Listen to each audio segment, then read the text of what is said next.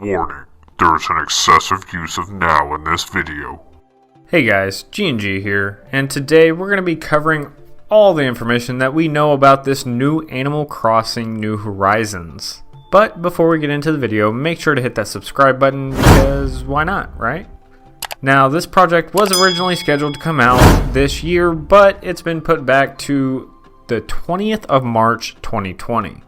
So a bit of information about this game. It starts you off on a deserted island where you can start from scratch.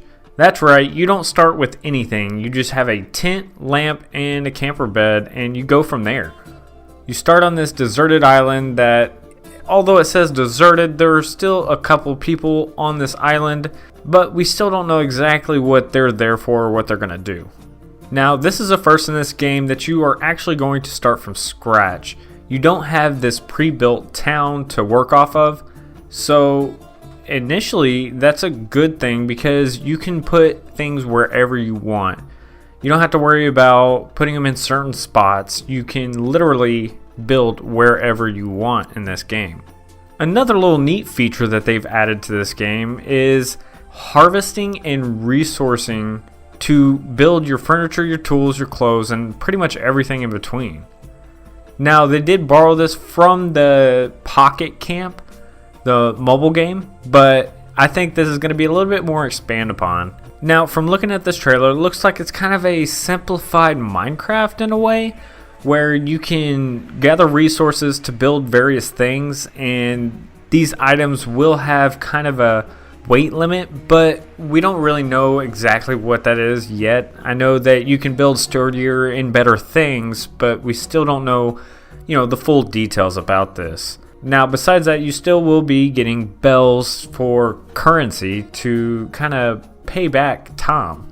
Another cool feature that they're bringing in is that they're going to be having a little map that pops up in your bottom right side, and the time and date is going to be popping up on the bottom left side. So you'll be able to keep track of where everything is and where all your people are and the time of day it is outside. An interesting note about this is that if you look at the very bottom of this map in a screenshot, you can see that there is an airplane icon. So this could mean a couple of things. You could be going to different islands, or you could be seeing and greeting some new arrivals and have to take them back to the airport to wave them goodbye. Who knows? We'll see. Now, on top of the crafting and building, they'll be allowing you to move stuff in half unit increments, and the most exciting part is that you can start placing furniture outside. You can have yourself a little outdoor barbecue every day if you want to. Now, another cool feature that I really like in this game is that Tom will be bringing you a phone. Yes, an in-game phone to where you can look at your day-to-day activities and access your recipes. Now, this phone will also be tracking air miles, and you can build up these points to purchase different things. Now, we don't know what the currency transfer rate is going to be, so you could be getting 10,000 miles and get really nothing but a keychain. Who knows? Another cool thing about this phone is that it will have a camera and apps that you can use to take screenshots or snap some selfies and use these apps to do filters and different stuff like that. But we don't know exactly everything that these apps can do, and I'm kind of eager to see what else they're going to implement into this. Something else really exciting about this game is that the Southern Hemisphere will be synced in the game to the seasons that you see outside in the real world. So if you see snow out on the ground, you're going to see snow in this game. That is really cool to me. I like how they implemented and brought in the real seasons into this game. It's kind of gives it a new light and really brings it to life and makes you feel like you're really there. As far as co-op goes, this game will feature co-op, and you can bring up to 4 different people at the same time in this game. Now, although you can have 4 people at the same time, you can have up to 8 residents on your island.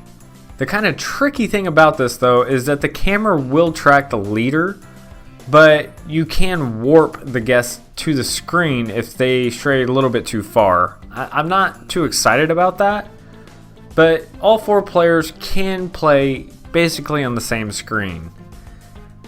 I wish they would allow you to kind of split screen it and let people go off on their own thing, because I'm not sure exactly how wide this camera is going to be, and you don't know if you have to have everybody in the same screen, if it's really going to work out great. So as far as getting up to 4 people, it may be a little cluttered and get kind of monotonous having to go farther to the left because one person wants to go way over here. So you really have to build your compound pretty close together. Otherwise, you're just really gonna have to deal with moving around the whole map, for everybody. And yes, there will be a wheel gesture in this game. We don't know what it's gonna look like. We're assuming that it's gonna be similar to Animal Crossing New Leaf, but again, this is another thing we're gonna have to see what they do with this and what kind of gestures that we can do. So moving on to the different areas on the map, you can actually dig clams on the beach and craft yourself some fish bait, which is pretty cool. So at least you know that you're gonna have to get your bait in order to fish. It's not just gonna come out of nowhere. And in another area, you can, as you can see in a trailer, that you can pole vault over rivers to, get around some obstacles, which is pretty cool. Oh, and one thing I did forget about the different villagers that will be on the island when you first get on there is that they will come and ask you before they set up camp, so you don't have to worry about them taking over a space that you had dedicated to something like a greenhouse or whatever. You can rest easy knowing that this is your island and you can do whatever you want. So this game will be featuring an autosave system, and there will be no cloud support, so people can't just hack in and change the time and date to benefit from different events and items that are time specific. So that is kind of a downside, that you can't do a cloud save. So if you lose your Switch or it breaks or you have to get a new one, you kind of lost all that data, unfortunately. A cool little tidbit is good old Tom won't be charging you interest on some of these loans that you'll be getting, and he doesn't mind waiting for you to pay it off. There will be no pressure on this, so take your time. So in other areas, the developers did note that there will be no direct interaction with the Pocket Camp, but they said there will be some collaboration items. Not sure what that's going to be, but we'll have to wait till they come out with an official word so we can tell what that is. So another tidbit about this game is that even though you can have 8 players share an island, there's only 1 island per system. So unfortunately, your friends can't create their own islands and have you join them. So that is kind of a bummer, but we'll see if they kind of work around that and do something about that. I doubt they will, but you never know. Now, a big one that a lot of people are going to be looking for is, how does this look? What kind of graphics is it going to be? And after looking at some screenshots and watching the gameplay trailer, it's looking pretty beautiful. I mean, there's not going to be a whole lot different for new players, but returning players will be able to see some differences in this game versus the others.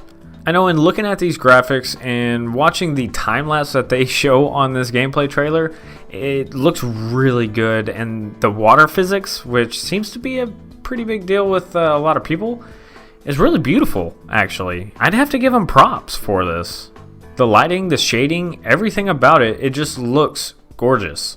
So with all of this being said, I think this game is going to turn out to be really good, and unfortunately it did get delayed, but I don't think a few months are going to be too bad.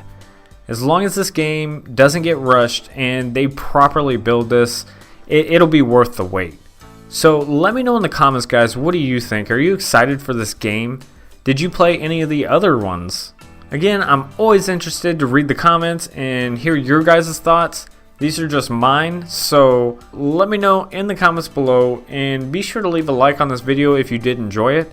If you didn't, leave a dislike. It's not going to hurt my feelings. I love the feedback, and the only way I'm going to improve is by hearing from you guys. And on that note, I'll catch you on the next one. Deuces.